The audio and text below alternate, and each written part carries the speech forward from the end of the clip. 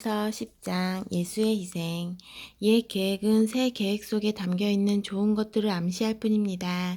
옛 율법 계획은 완전하지 못해서 그것을 따르는 이들 또한 온전하게 해주지 못했습니다. 해마다 수많은 희생 제물이 드려졌지만 그것은 완전한 해결책이 되지 못했습니다. 만일 그 제물이 해결책이 되었다면 예배자들은 기쁜 마음으로 자기 길을 갔을 것이고 더 이상 죄에 끌려다니지 않았을 것입니다.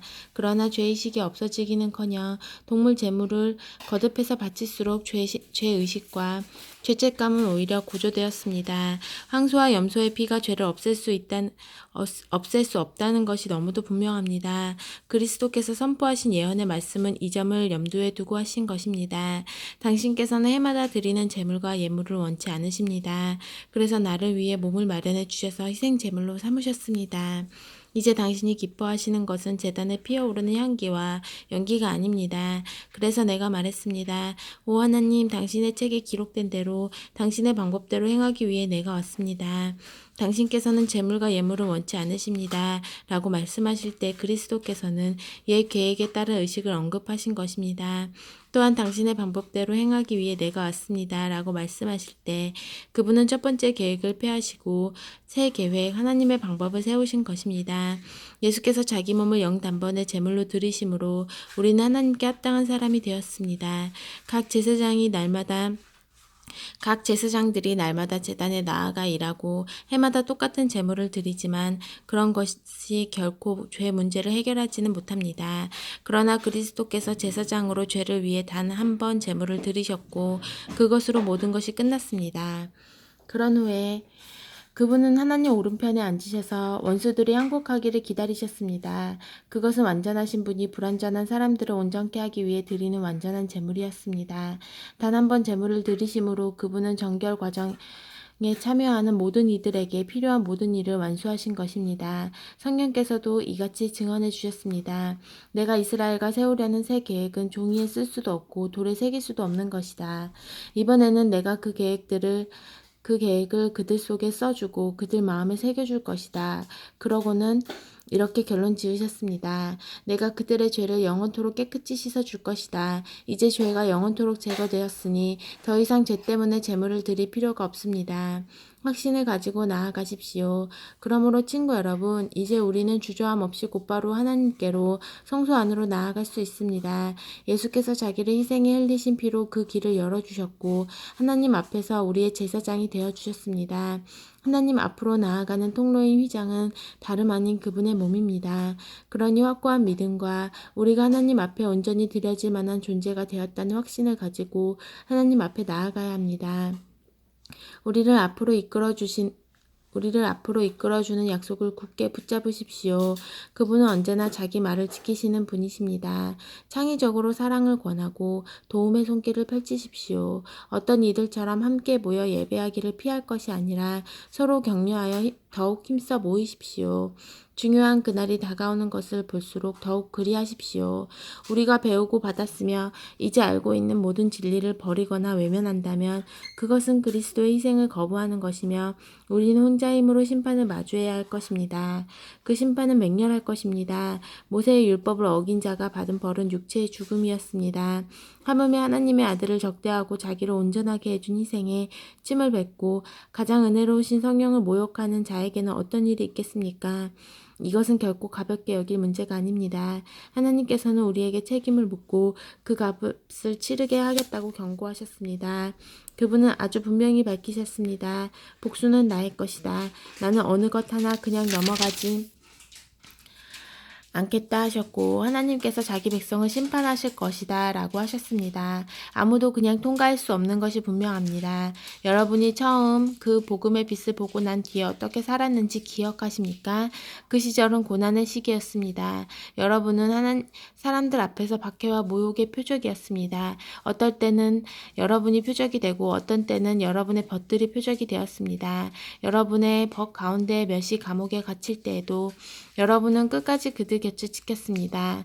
박해하는 자들이 난입해 여러분의 소유를 빼앗을 때에도 여러분은 편한 얼굴로 그들이 하는 대로 내버려 두었습니다. 그들이 여러분의 진짜 보물을 어찌할 수 없다는 것을 알고 있었기 때문입니다. 그들의 어떤 행위도 여러분을 괴롭게 하거나 좌절시키지 못했습니다. 그러니 이제 와서 포기하지 마십시오. 그때 여러분은 확신에 차 있었습니다. 그 확신은 지금도 유효합니다. 하지만 약속을 이루려면 하나님의 계획을 붙잡고 끝까지 견뎌야 합니다. 이제 머지않아 그분이 오신다. 언제라도 모습을 드러내실 것이다. 하지만 나와 바른 관계에 있는 사람은 그 변치 않는 신뢰로 인해 살 것이다. 도망치는 자는 내가 기뻐하지 않을 것이다. 우리는 중도에 포기하여 실패할 사람들이 아닙니다. 결코 아닙니다. 우리는 언제나 신뢰함으로 계속 살아남을 사람들입니다. 11장 보이지 않는 것을 믿는 믿음. 삶의 근본 사실은 이것입니다. 하나님을 신뢰하는 이 믿음이야말로 삶을 가치 있게 하는 든든한 기초입니다. 믿음은 볼 수 없는 것을 볼 수 있게 하는 단서입니다. 우리 조상을 다른 사람들과 구별해 준 것이 바로 이 믿음의 행위였습니다. 믿음으로 우리는 세상이 하나님의 말씀으로 존재하게 되었고 보이는 것이 보이지 않는 것에 의해 창조되었음을 압니다. 믿음의 행위로 아벨은 가인보다 나은 제물을 하나님께 드렸습니다. 중요한 것은 그가 드린 제물이 아니라 그의 믿음이었습니다. 하나님이 주목하시고 의롭다 인정해 주신 것은 다름 아닌 믿음이었습니다. 수많은 세월이 흘렀으나 그 믿음은 여전히 우리의 눈을 사로잡습니다. 믿음의 행위로 에녹은 죽음을 완전히 건너뛰었습니다. 하나님이 그를 데려가셨기 때문에 사람들이 아무리 눈을 씻고 찾아보아도 그를 찾을 수 없었습니다. 우리는 하나님께서 그를 데려가시기 전에 그가 하나님을 기쁘시게 해드렸다는 것을 믿을 만한 증언으로 알고 있습니다. 믿음을 떠나서는 하나님을 기쁘시게 해드릴 수 없습니다. 왜 그렇습니까? 하나님께 나아가려는 사람은 하나님이 계시다는 것과 하나님께서 자기를 찾는 이들에게 기꺼이 응답하신다는 것을 믿어야 하기 때문입니다. 믿음으로 노아는 메마른 땅 한복판에 배를 지었습니다. 그는 하나님께서 보이지 않는 일에 대해 경고하셨을 때 지시받은 대로 행동했습니다. 그 결과가 어떠했습니까? 그의 집안이 구원을 받았습니다. 그의 믿음의 행위가 믿지 않는 악한 세계와 믿는 올바른 세계를 예리하게 구분지었습니다. 그 결과로 노아는 하나님과 친밀한 사이가 되었습니다. 믿음의 행위로 아브라함은 장차 그의 본향이 될 미지의 땅으로 떠나라는 하나님의 부르심에 이해하고 응답했습니다. 떠나면서도 그는 자기가 어디로 가는지 몰랐습니다. 믿음의 행위로 그는 자신에게 약속된 땅에서 살되 나그네처럼 장막을 치고 살았습니다. 이삭과 야곱도 같은 약속 아래 살았습니다. 아브라함은 눈에 보이지 않지만 실제하는 영원한 기초 위에 세워진 도성, 곧 하나님이 설계하시고 세우신 도성에 눈을 고정했던 것입니다. 믿음으로 사라는 나이 들어 임신하지 못하는 몸이었음에도 아이를 가질 수 있었습니다. 약속하신 분께서 말씀대로 행하실 것을 믿었기 때문입니다. 그리하여 약해져서 죽은 것이나 다름없었던 한 사람의 몸에서 셀 수 없을 만큼 많은 사람들이 난 것입니다. 이 믿음의 사람들은 약속된 것을 아직 손에 넣지 못했지만 믿음으로 살다가 죽었습니다. 어떻게 그럴 수 있었습니까? 그들은 약속된 것을 멀리서 바라보며 반겼고 자신들이 이 세상에 잠시 머물다 가는 나그네임을 인정했습니다. 그들은 그렇게 살아감으로써 자신들이 참된 본향을 찾고 있음을 분명히 밝힌 것입니다. 만일 그들이 전에 살던 나라를 그리워했다면 언제라도 돌아갈 수 있었을 것입니다. 그러나 그들은 그보다 더 나은 나라, 곧 하늘나라를 갈망했습니다.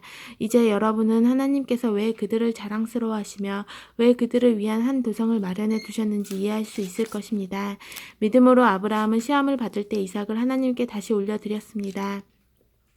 그는 약속으로 받은 자신의 외아들을 얻을 때와 마찬가지로 믿음으로 돌려드렸습니다. 이 일은 그가 하나님으로부터 내 후손들이 이삭에게서 나올 것이다 라고 하신 말씀을 들은 뒤에 한 일이었습니다. 아브라함은 하나님이 원하시면 죽은 사람들 일으키실 수 있다고 생각했습니다. 어떤 의미에서 보면 그 일은 아브라함이 이삭을 제단의 산채로 돌려받을 때 일어난 것입니다. 믿음의 행위로 이삭은 미래를 내다보며 야곱과 에서를 축복했습니다. 믿음의 행위로 야곱은 죽기 직전에 요셉의 아들들을 차례로 축복하면서 자신의 복이 아니라 하나님의 복으로 축복하고 지팡이의 의지에 서서 하나님을 경배했습니다.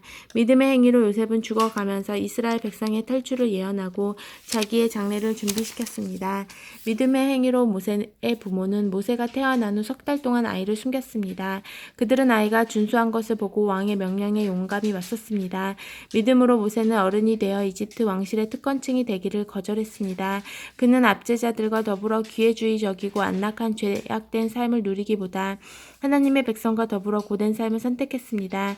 그는 메시아 진영에서 겪는 고난을 이집트에서 누리는 부귀보다 훨씬 값지게 여겼습니다. 그것은 그가 앞을 내다보며 장차 받을 상을 기대했기 때문입니다. 믿음의 행위로 그는 왕의 맹목적인 분노에도 아랑곳하지 않고 이집트를 떠났습니다.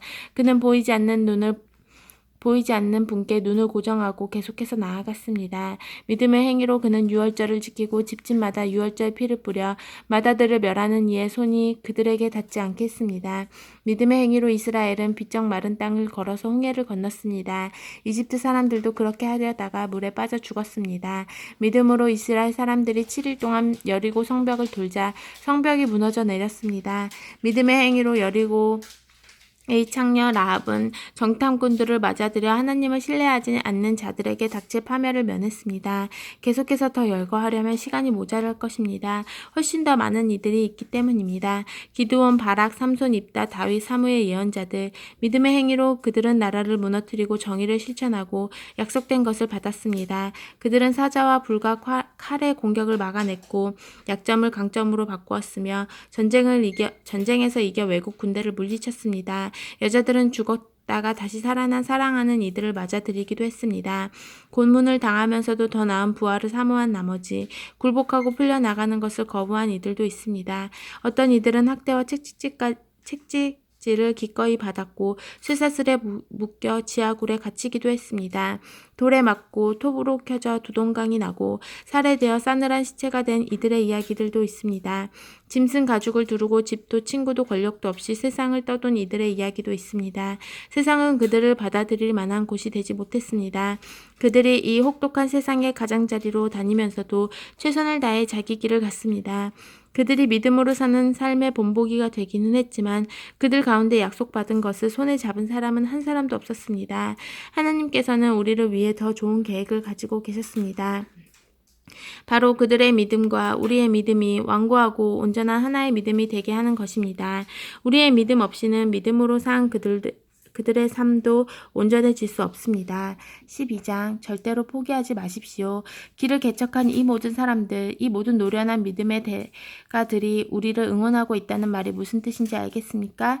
그들이 열어놓은 길을 따라 우리가 앞으로 나아가야 한다는 뜻입니다. 달려가십시오. 절대로 멈추지 마십시오. 영적으로 군살이 붙어도 안 되고 몸에 기생하는 죄가 있어서 안 됩니다. 오직 예수만 바라보십시오. 그분은 우리가 참여한 이 경주를 시작하고 완주하시는 분이십니다. 그분이 어떻게 하셨는지 배우십시오. 그분은 앞에 있는 것, 곧 하나님 안에서 그리고 하나님과 함께 결승점을 지나는 기쁨에서 눈을 떼지 않으셨기에 달려가는 길에서 무엇을 만나든 심지어 십자가와 수치까지도 참으실 수 있었습니다. 이제 그분은 하나님의 오른편 영광의 자리에 앉아 계십니다. 여러분의 믿음이 시들해지거든 그분 이야기를 하나하나 되새기고 그분이 참아내신 적대 행위의 긴 목록을 살펴보십시오. 그러면 여러분의 영혼에 새로운 힘이 힘차게 솟구칠 것입니다. 죄와 맞서 싸우는 이 전면전에서 여러분보다 훨씬 심한 고난을 겪은 이들이 있습니다. 예수께서 피 흘리시기까지 겪으신 이 모든 고난은 말할 것도 없습니다. 그러니 낙심하지 마십시오.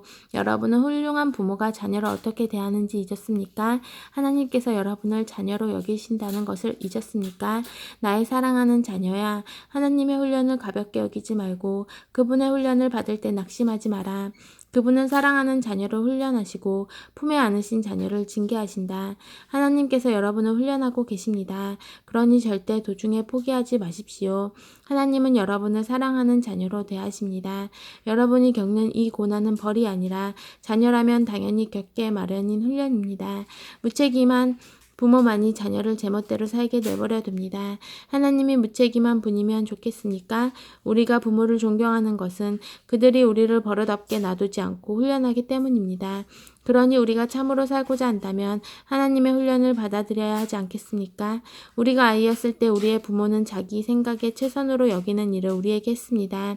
하나님께서는 진정으로 우리에게 최선이 되는 일을 하고 계시며 우리를 훈련시켜 하나님의 거룩하심을 따라 최선을 다해 살아가도록 하십니다. 당장은 훈련이 즐겁지 않으며 본성을 거스른다고 느껴집니다. 그러나 나중에는 틀림없이 좋은 상으로 보답을 받습니다. 잘 훈련받은 사람만이 하나님과의 관계에서 성숙한 열매를 얻기 때문입니다. 그러니 수수방관하며 빈둥거리지 마십시오. 꾸물거리지도 마십시오. 먼 길을 달려갈 수 있게 길을 정비하십시오. 그래야 발을 헛디뎌 넘어지거나 구덩이에 빠져 발목을 삐는 사람이 없을 것입니다. 서로 도우십시오. 그리고 힘을 다해 달려가십시오. 서로 화목하게 지내고 하나님과 화평하게 지내도록 힘쓰십시오. 그러지 않고서는 하나님을 결코 뵙지 못할 것입니다. 아무도 하나님의 자비하신 은혜에서 떨어져 나가는 일이 없게 하십시오. 쓰디쓴 불평이 잡초처럼 자라고 있지 않는지 예리하게 살피십시오. 엉겅퀴 한두 포기가 뿌리를 내리면 순식간에 정원 전체를 망칠 수도 있습니다. 에서 증후군을 조심하십시오. 잠깐 동안의 욕구 충족을 위해 평생 지속되는 하나님의 선물을 팔아넘기는 일은 없어야 합니다. 여러분도 아는 것처럼 에서는 나중에 자신의 충동적인 행동을 뼈저리게 후회하고 하나님의 복을 간절히 원했습니다. 하지만 때는 이미 너무 늦어서 아무리 울고불고 해도 소용이 없었습니다. 은혜의 말씀에 귀를 막은 자들에게 주는 경고. 여러분은 조상들처럼 화염이 솟구치고 지축이 흔들리는 시내산에 나아가서 하나님의 말씀을 들은 것이 아닙니다. 여러분의 조상들은 천지를 울리고 영혼을 뒤흔드는 말씀을 듣고서 벌벌 떨며 하나님께 멈춰 달라고 빌었습니다. 그들은 짐승이라도 그 산에 닿으면 죽을 것이다 라고 하신 말씀을 듣고서 어찌나 무서웠던지 꼼짝도 못했습니다. 모세도 두려워 떨었습니다. 그러나 여러분의 경험은 전혀 다릅니다. 여러분이 이른 곳은 시온산, 곧 살아계신 하나님이 머무르시는 도성입니다. 그 보이지 않는 예루살렘은 축제를 벌이는 수많은 천사들과 그리스도인 시민들로 북적대는 곳입니다. 그곳에서 하나님께서는 우리를 심판하시고 그 심판은 우리를 의롭게 합니다. 여러분은 새 언약 새로 작성된 헌장을 하나님께로부터 받아 우리에게 전해주시는 예수께로 나와왔습니다. 그분은 이 언약의 중재자이십니다. 아벨이 당한 죽음은 복수를 호소하는 살인이지만 예수가 당한 죽음은 은혜의 선포입니다. 그러니 이 은혜의 말씀에 귀를 막지 마십시오. 땅에서의 경고를 무시한 자들이 벌을 피할 수 없었는데 하물며 우리가 하늘의 경고를 거역한다면 어떤 일이 일어나겠습니까? 그때에는 그분의 음성이 땅의 뿌리까지 흔들렸지만 이번에는 하늘까지 흔드시겠다고 분명히 말씀하셨습니다. 마지막으로 한 번 더 하늘 끝에서부터 땅 끝까지 철저하게 흔들겠다. 마지막으로 한 번 더 라는 표현은 철저하게 정리하시겠다는 의미입니다. 역사와 종교의 온갖 쓰레기를 치우시겠다는 것입니다. 그것은 흔들리지 않는 본질적인 것들을 말끔히 정돈된 모습으로 서 있게 하시려는 것입니다. 우리가 무엇을 받았는지 아시겠습니까? 흔들리지 않는 나라입니다. 우리가 얼마나 감사해야 하는지 아시겠습니까? 감사드릴 뿐 아니라 하나님 앞에서 깊은 경외감이 넘치는 예배를 드려야 합니다. 하나님께서는 냉담한 방관자가 아니십니다. 그분은 적극적으로 정리하시고 태워버려야 할 것은 전부 불사르십니다. 모든 것이 깨끗해질 때까지 그분은 결코 멈추지 않을 것입니다. 결코 멈추지 않으실 것입니다. 하나님, 그분은 불이십니다. 아멘.